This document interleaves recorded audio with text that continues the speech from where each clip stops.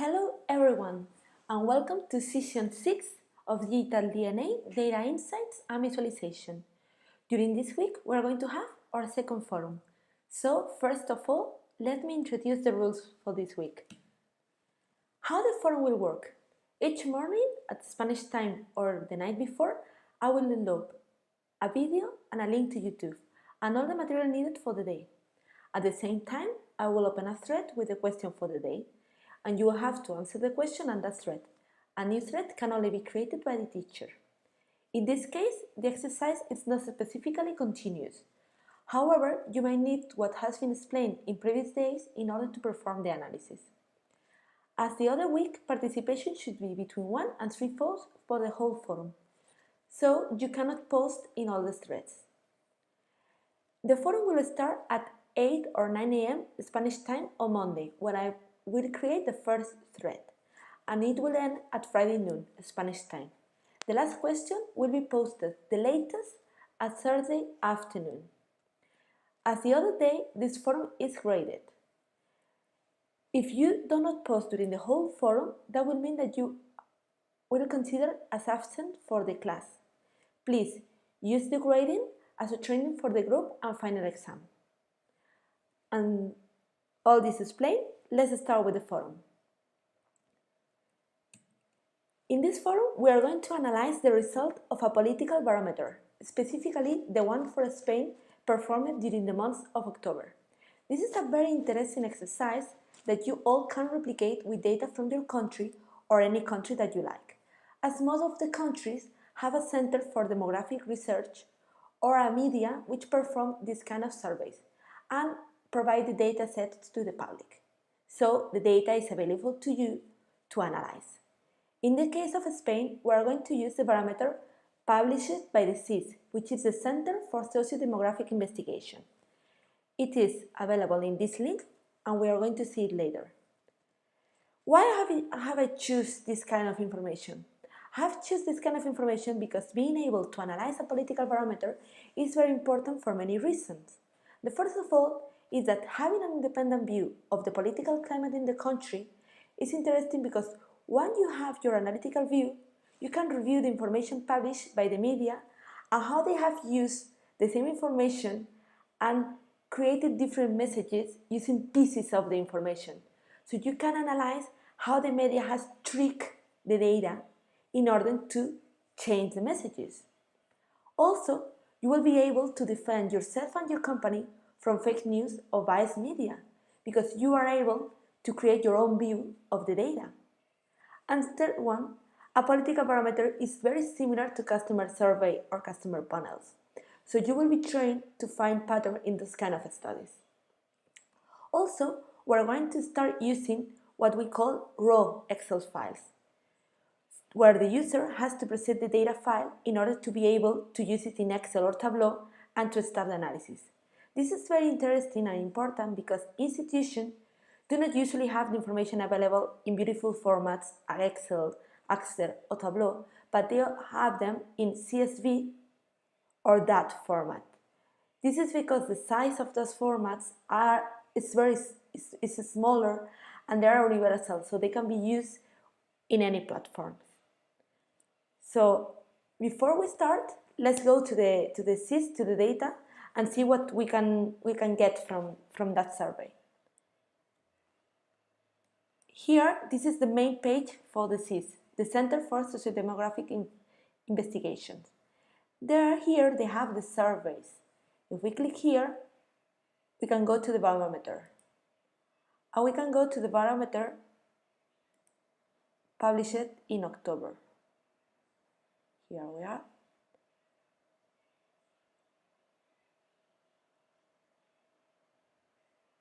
Here it is, barometer from October. As you can see, they publish a lot, so you can be tracking how the information changes. They also publish not only the barometer, but the Consumer Confidence Index and other survey types. This happens in a lot of places and in a lot of countries. So if we go to the October barometer, we see that we have different information. We have the name of the research, the size, the area, and then we have the results in PDF, in HTML, the technical data, the questionnaire, and the data file. If you download the data file, you get to this information here. You go to this package, and you have all this: the code, the questionnaire, and this is the data file. If you see, the format seems to not be very recognizable. If you open it, you get to this. If you open it with Chrome, for example, you get to this. It's very huge, so this is why it takes a little. You get this. This is a horrible monster of data. This is normally what we call a raw Excel file. What means all this combination of numbers, etc.? You have a file here which is called Código. This is code. If you open this PDF, you get to this. This is the study. They explain you which variable and which columns they are.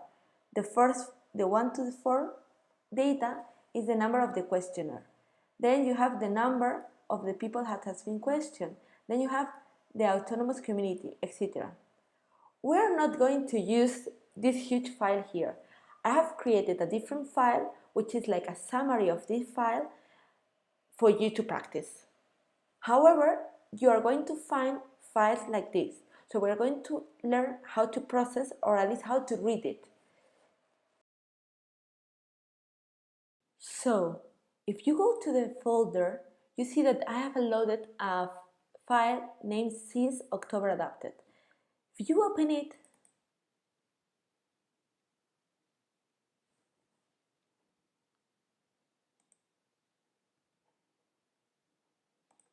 here, you get to this. This is a similar file that the one that the SIS provided. Actually, it's the same, but I have selected some fields that are the most interesting for our analysis. So here we are again. We have a list of records. They're all the same, but we cannot process this because we don't have the way to understand and to separate into columns. This is why Excel has a very, very powerful tool. It's a tool called text to column, and it is located here in the data ribbon. Here it is, text to column. So we're going to select the information. We're going to select the whole information. Remember, it's Control or Command A for English and Control or Command E for Spanish. So we select this, we copy, and we go to the Excel prepare in the file, in the documentation, the one that's called MCMTPT April. We have a tab prepare for the data set. So we're going to paste this here, like this, paste. So we have the information here. We want to spread it and to transform it into columns. So let's go to the Data tab, use Text to Column, and then we have a wizard. Okay? The wizard said if we have a delimiter between each character, between each field, or it's fixed. In this case, I have created a limiter, which is this, the semicolon, which separates each field. This is one field, this is a separator, this is the second field, another separator, etc. So we're going to click in the limited, which is the default option. We're going to click next. We're going to select the semicolon because it's the delimiter that we have, not the tab, not the comma.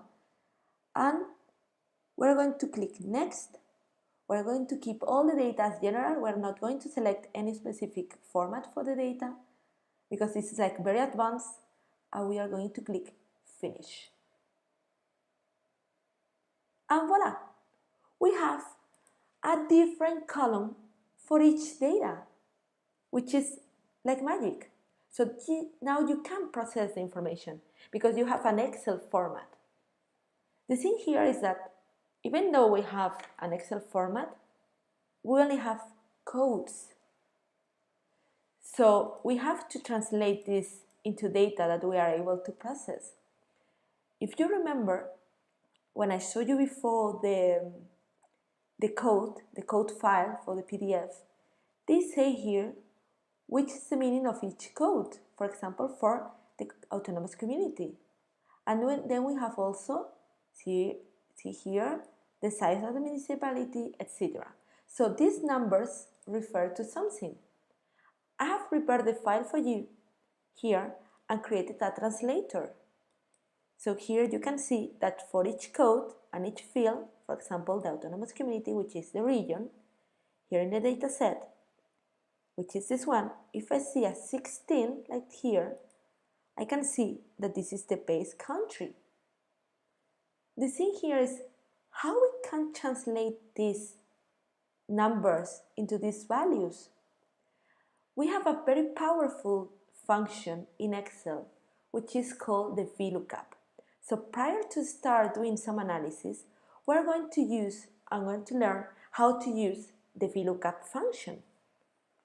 So if we go again to a PowerPoint, to a presentation, we have here the VLOOKUP and HLOOKUP function, which are called buscar V and buscar H in Spanish.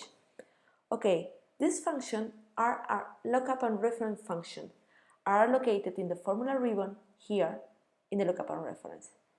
The syntax for both is similar, so I'm going to explain you the VLOOKUP because the HLOOKUP does the same but in horizontal, and you will understand this when you use the function. This is the syntax of the function. VLOOKUP, then we have the value we want to look up for more information, the table array when we have to look the value from the column index, so it's the column where you are looking for the data to be returned, and then the range. This is like a default value for the parameter for the formula. False means perfect match. True means approximate match. I don't know what is the algorithm that Excel does when you select a true. So please always select false, always, as a default. Because if you select true, you don't know what Excel is going to return as a value. Let's see a small example and then let's go to our work. How the VLOOKUP function works. If we have this table, imagine that we have a huge database with all the product ID, the category, and the sales, and the region. I want to assign the sales value to a product ID in another Excel sheet or in another table or whatever. So this is kind of the join that we did in Tableau. But sometimes we are not going to have Tableau, and we cannot use Tableau only for doing joins. It doesn't make sense. So Excel allows us to do the VLOOKUP. So if we do the VLOOKUP, if we have here the syntax, you see that if we want to look the sales, what we want to look up is this value, the product ID. We want to look up this product ID, which will be the lookup value, in this table array, which will be this table array, and we have to select which of the columns it is. So we have to select the third column, the sales. So that will be, and that we will place a false because we want the exact value. So this will be like the syntax of the VLOOKUP.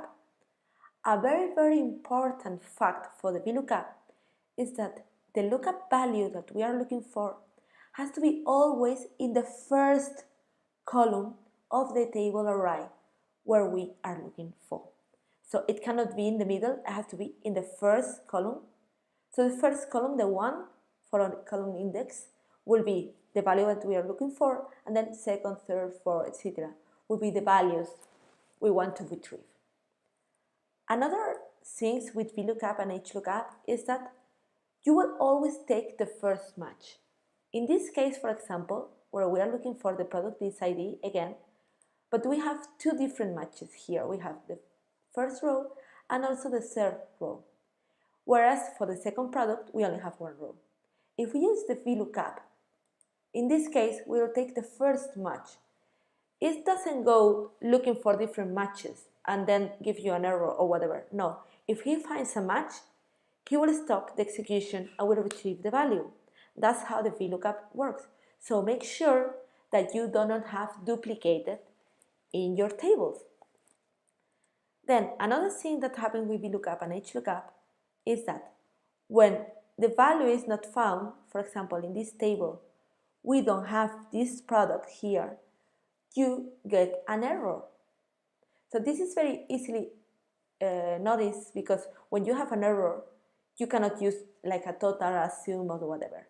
So this is very important to know when using a VLOOKUP and HLOOKUP.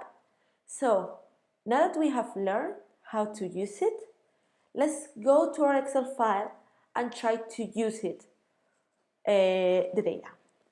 So if we go to the Excel, the first thing that we are going to do prior to translate all these numbers is to translate the column names, because the column names are the column name for the raw data file. So if I see P0, which means question 0, or P1, which means question 1, I don't know what type of question that is. I don't know the text of the question, so I cannot use this data. Here in the column translator tab, we have the proper name of the question.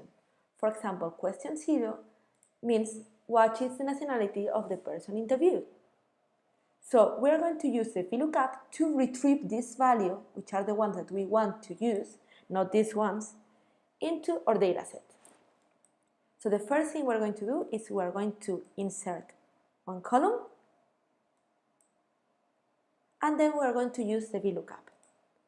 So we start typing the formula, VLOOKUP, and then we have to specify the lookup value. In this case, the lookup value is this, the name of the column. And then we have to specify the range where we want to be looked up, the array, where the table, where the data is. So we go here to the tab to column translator. Okay, I typed it in Spanish, sorry. It's comma, no semicolon.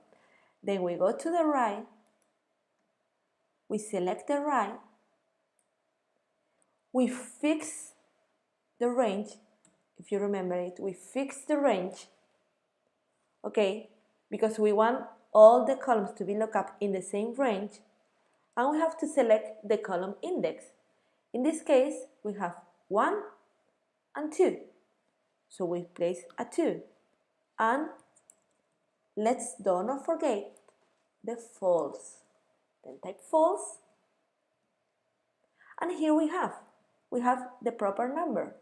So if we do this to all the fields,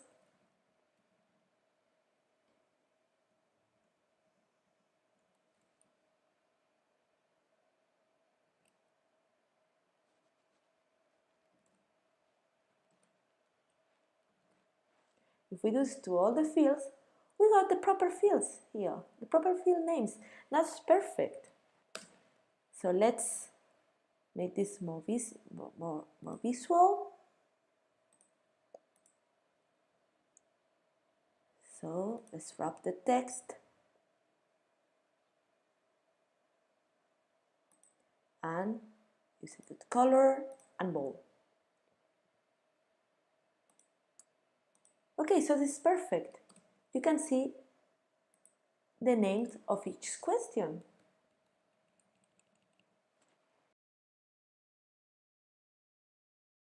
So once we have placed the names here, let me give you a brief reminder of some Excel shortcuts, because they are going to be useful for you during this session. We go here. If you remind, there are some functionality that are useful for copying the function to the right, copying down, select all, or locking cells. This is the translation into Windows, Mac, and in Spanish also, because I know that some of you have in Spanish. So I have left you with the image here, so you can turn back to this, whatever you want to, and let's go back to the Excel and keep working with the exercise. So now we have the columns. This is okay, but we still have these awful numbers here that do not tell us anything about them. So what we have to do, we have to use again the VLOOKUP to translate these values into something meaningful. We have all the translation, all the codes here in the Trans tab. So if you go here to the right, you can see that we have all the questions coded. So for our first exercise, we're going to use 2 questions only. We're going to use the question P1 and the question P2. We're going to understand the assessment of the general economic situation of Spain at what was the situation 1 year ago to each one of the interviewed persons. So we have to translate these 2 questions into something meaningful. For me, the best thing to do this is we're going to create a second tab. We're going to copy this here. We're going to make a copy. We're going to call it dataset translated. And here, dataset translated.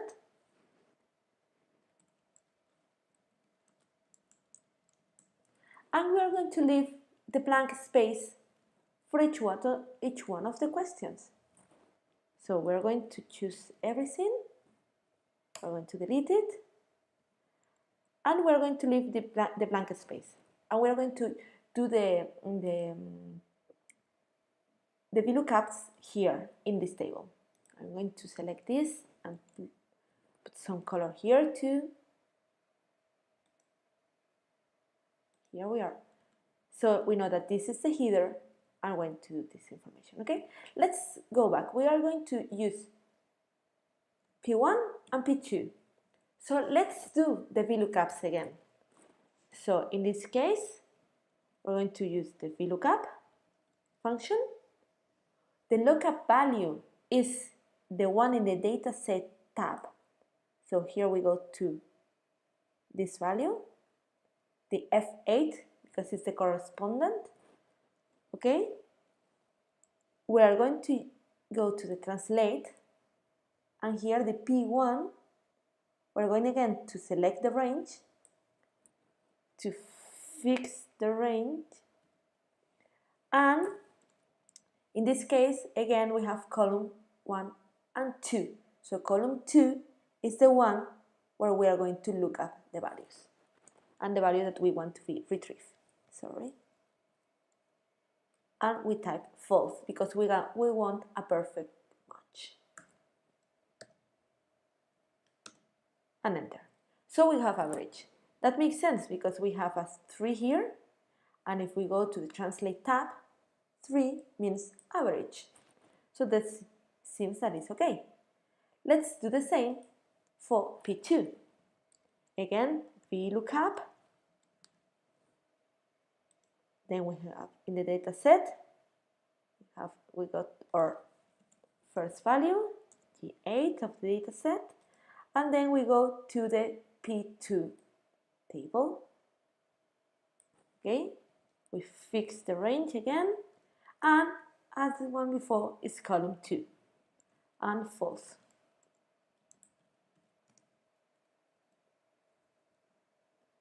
Let's see. Okay, it's done perfectly. F, you see F here is F, and G here is G. This is perfect because we have, as we have done a copy, we can do the search for the data easily. So what we extend this up to the end.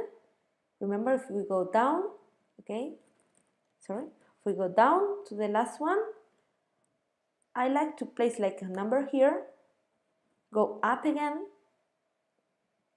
and then select the range and do the Control down or Control J and copy the formula. This is very useful. This is very easy. So we have now information enough to do the analysis. So what kind of analysis or what tool did we learn to do analysis in Excel? The pivot table, yes. And we have a sheet for the pivot table here already created. So let's select the whole data. Let's select everything, or if you remember, do Command A or Control A, okay? But if you use Control A, we're going to select the first row, and I don't want it to be selected because I want the titles of the pivot table to be these ones, not those ones, because these ones are not representative, are not useful. If I see P1 in a pivot table, I won't understand what that means. So I want to select this one. Let's go again to Insert, Pivot Table, select this existing worksheet, and we're going to select the range already fixed here and prepare. Okay, place OK. And then we have our pivot table. Then, as you see, we're going to use the assessment of the general economic situation, but we want it in rows, and the retrospective. Okay, and when we have in values we want the count of the people that has answered the questions. So we can use the subject, but you have to make sure that you are counting. Subject, you go here, subject is a numerical field. So if you place it into the pivot table, which is okay, but it will sum. So you have to select here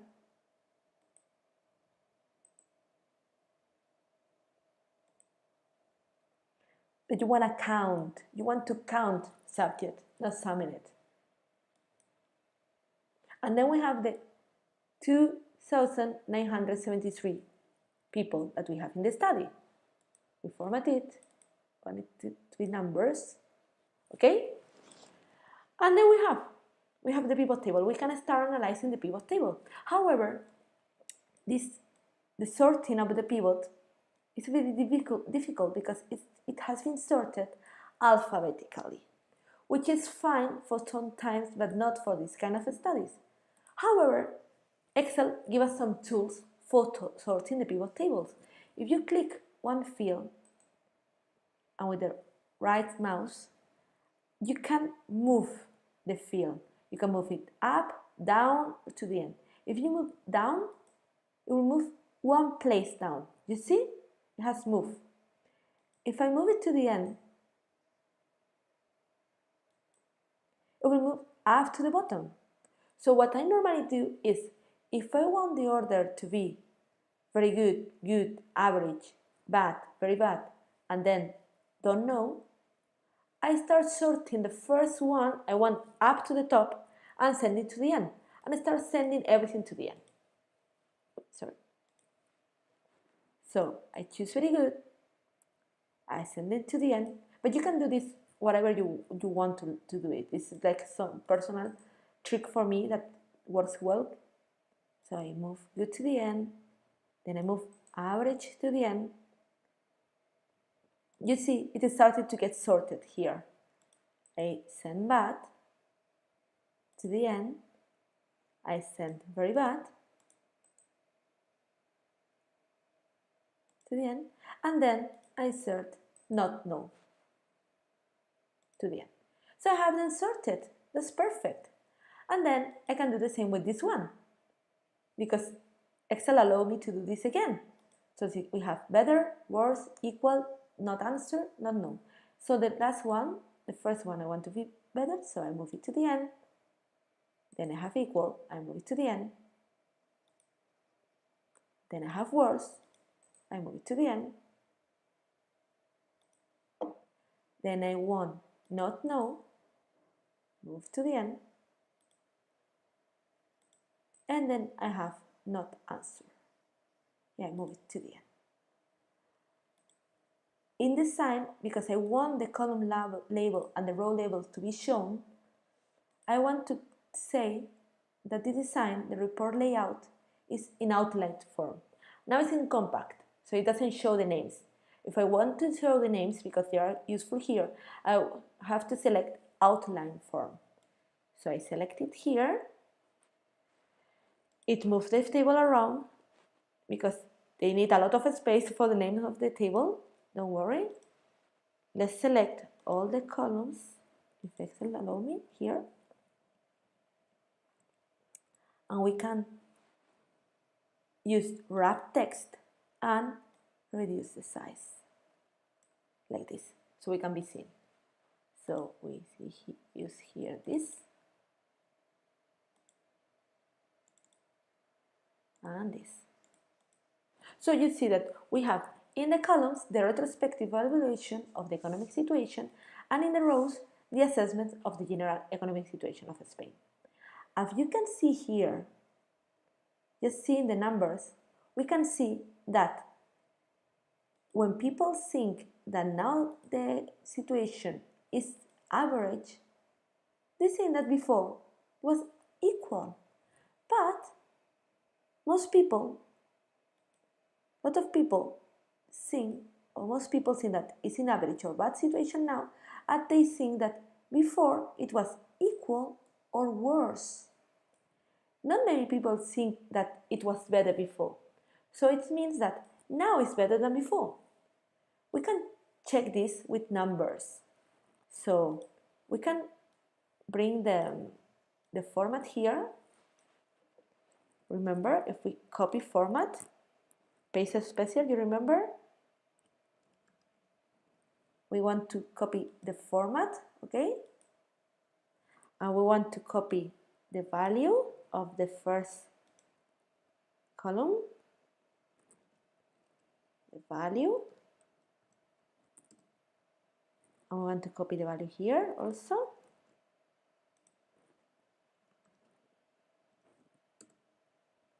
And we're going to do some calculation. Let me reduce this again so we can see everything together. Here.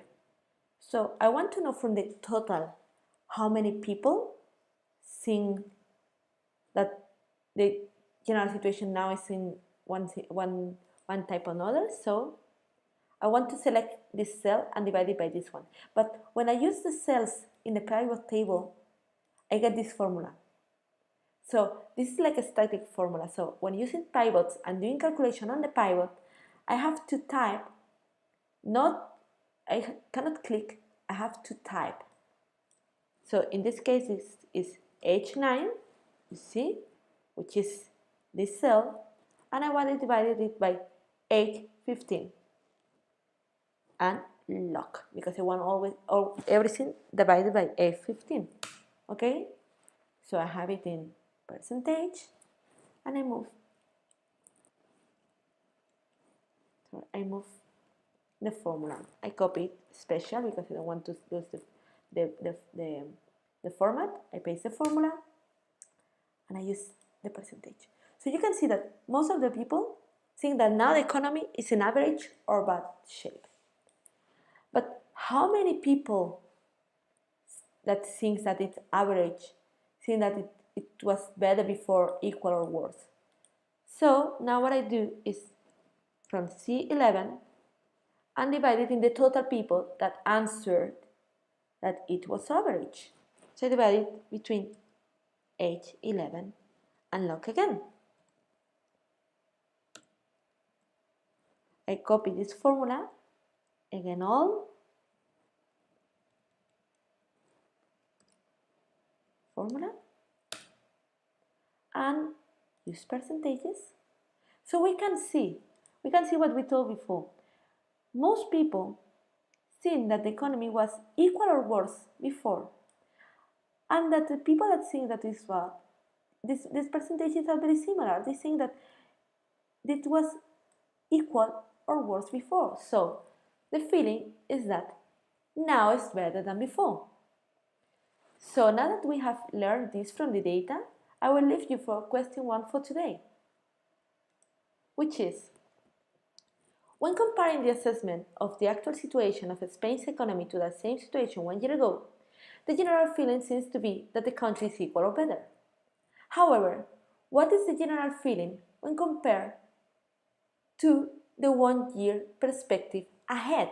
So the perspective, which is question P3.